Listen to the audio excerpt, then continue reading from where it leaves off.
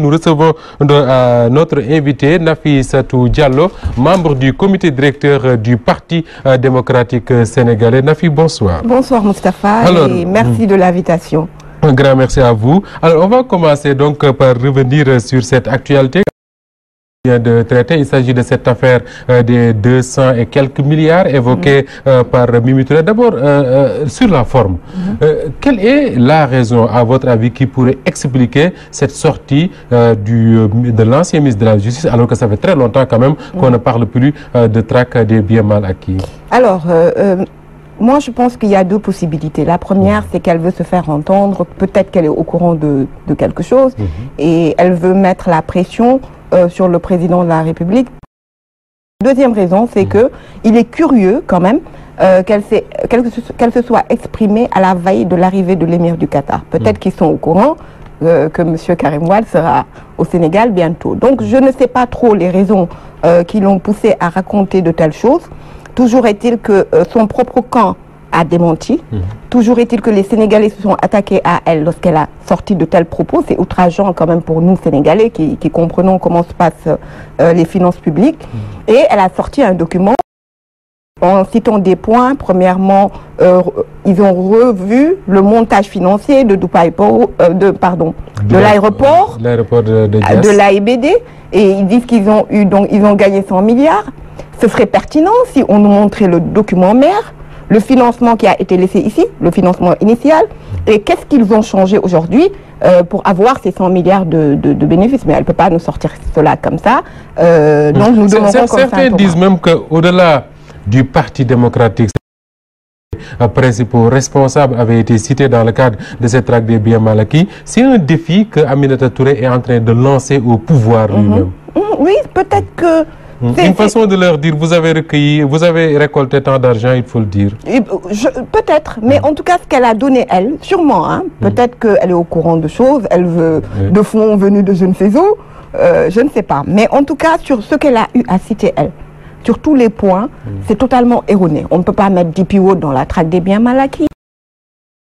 De l'argent de Monaco où ils ont été déboutés et de l'argent qui n'existe même pas dans la traque des biens mal acquis. On ne peut pas mettre aujourd'hui le cas Sounéor dans la traque des biens supposés mal acquis. C'est des contentieux entre secteur privé et État du Sénégal. Donc c'est très curieux ces points qu'elle a eu à donner, et elle a parlé de liquidités venant de fonds des comptes de Monaco.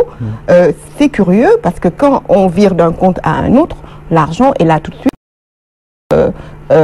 D'accord. Alors, aurait dû passer à l'Assemblée nationale. Pour peut-être clore le débat, le gouvernement fait un communiqué et parle de 152 milliards de francs CFA qui ont été recouvrés dans le cadre de cette traque des biens supposés mal acquis, comme vous dites.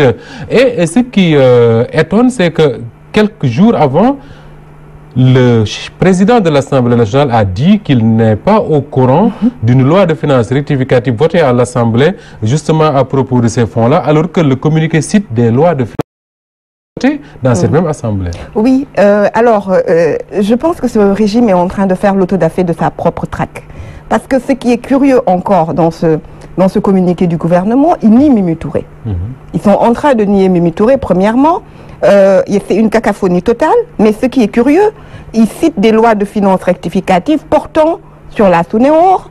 C'est une cession de quote-part pour l'État, sur DP World, qui est également une cession, un ticket d'entrée ou de l'État du Sénégal pour 24 milliards, alors que l'autre a parlé de 50 milliards, ou je ne sais plus le montant. L'État du Sénégal nous cite l'affaire ArcelorMittal, qui est en soi le plus grand scandale économique du Sénégal de ce sont des indépendances à nos jours.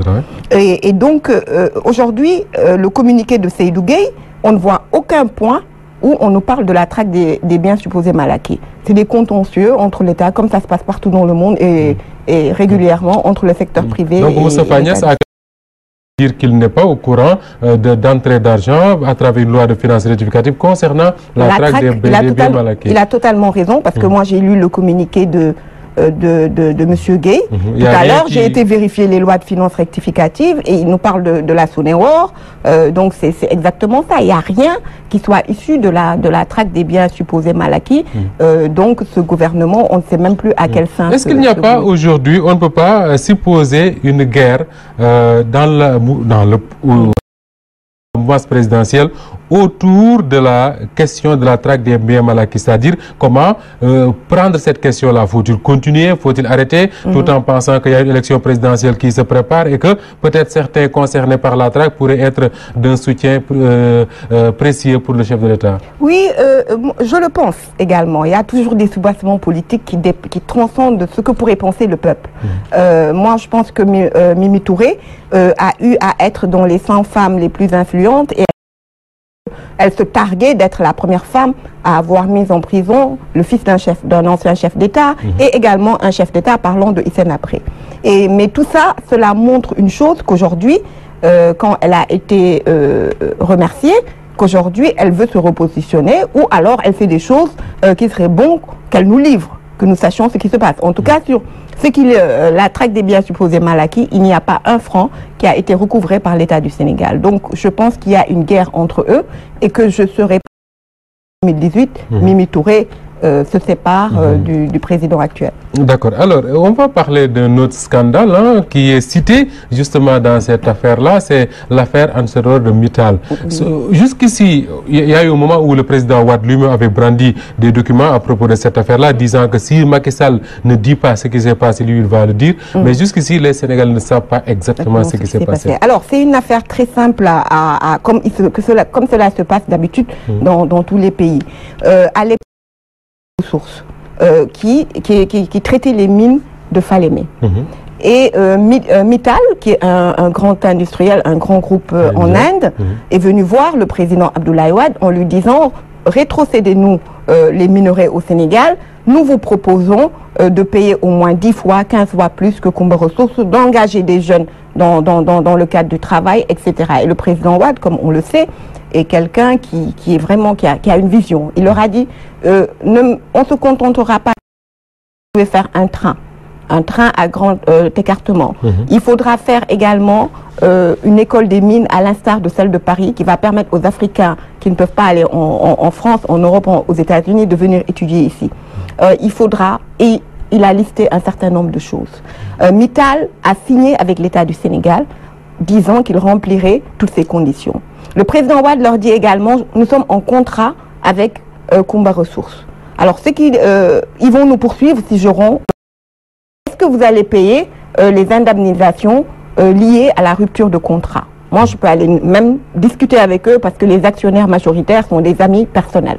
C'est vous dire, il aurait pu dire je reste avec mes amis et ne pas penser au peuple. Ils ont dit d'accord et c'est un contrat qui a été dûment signé. Entre-temps, on reste longtemps, on ne voit rien. Il n'y avait que des bureaux au niveau de la VDN. Le président Wade appelle les avocats du Sénégal, Maître Assec Bourgi en tête, et leur dit d'attaquer ArcelorMittal au niveau du tribunal arbitral de Paris. Parce que simplement, ce qu'il faut retenir, quand Mittal venait au Sénégal signer, il s'appelait simplement Mittal. Ce qu'il voulait, c'était lancer une OPA sur Arcelor en France, pour devenir la première industrie de sidérurgie et d'aciérie. Donc on va en France, le tribunal arbitral regarde les dossiers et dit ce qui est clair, c'est que l'État du Sénégal doit être indemnisé. Vous avez reçu des préjudices, des torts immenses. Donc on va indépendant, comme on a l'habitude de le faire avec les dossiers qui viennent, un cabinet américain qui va aller évaluer le préjudice subi par le Sénégal. Le cabinet rend un rapport, je pense, entre 2500 ou un peu plus de 2500 milliards. Le Sénégal a-t-il reçu ces fonds? Non, jamais. Alors, ce qui se passe entre-temps, la Cour arbitrale demande à l'État du Sénégal, aux deux parties, d'aller négocier autour sur la base de ce rapport du cabinet américain. Donc, ils vont discuter. Et en pleine discussion, nous, on réclamait, je pense, 1800 ou 2400. Je ne sais plus trop les chiffres, mais en tout cas, c'est plus de 1800 milliards. Eh ben, le président Wade perd le pouvoir. Ceux-là, ils viennent. Et un jour, on apprend... Comme ça, Assec Bourgi avait été appelé au palais, on l'a dessaisi du dossier. Et on nous sort un jour que maintenant ils sont d'accord pour 75 milliards, entre 1800 ou 2000 milliards à 75 milliards. Donc nous supposons, et vos confrères de la lettre du continent parlent effectivement de corruption dans cette affaire-là, parce que c'est impossible que l'État du Sénégal aille négocier 75 minables, pardonnez-moi le terme, milliards, devant 1800-2000 milliards. Alors, voilà l'affaire. Voilà donc cette affaire. Et ce dossier-là est cité dans le document du gouvernement comme étant de l'argent recouvré par l'État du Sénégal. Alors que là, si je suis ce que vous dites, c'est qu'on a perdu de l'argent. On a rien recouvré. Parce qu'en pleine négociation, sur la base d'un rapport d'une cour, vous allez négocier, mais le centième, on va dire, c'est quand même assez affligeant. Mais ce qui est pire, c'est que à l'époque, quand on a dénoncé le scandale, ils se sont précipités pour dire qu'ils ont reçu 75 milliards.